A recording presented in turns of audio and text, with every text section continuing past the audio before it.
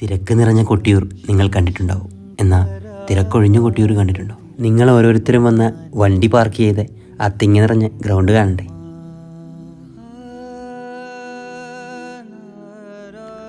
ആളും തിരക്കും ബസ്സും ഒഴിഞ്ഞ കൊട്ടിയൂർ ബസ് സ്റ്റാൻഡ്.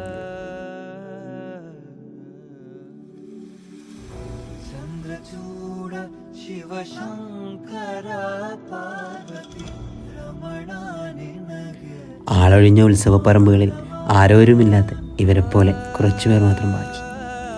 ഈ പാലം കടന്നാണ് അക്കരെ കൊട്ടിയൂരേക്ക് പോകേണ്ടത്. അടുത്ത ഉത്സവക്കാലം വരെ അങ്ങോട്ട് ആർക്കും പ്രവേശനമില്ല. കൊട്ടിയൂരിൻ്റെ ഭംഗി പറഞ്ഞറിയിക്കാൻ പറ്റുന്നതിനും അപ്പുറമാണല്ലേ.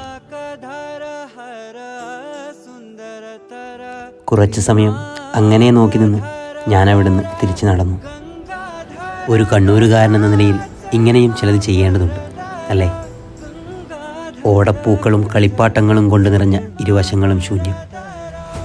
ചില സ്ഥലങ്ങൾ തിരക്ക് നിറഞ്ഞു കാണാനാണല്ലേ ഭംഗി. കാത്തിരിക്കാം അടുത്ത കൊട്ടിയൂർ ഉത്സവക്കാലത്തിനായി ഓരോ മലയാളികൾക്കും.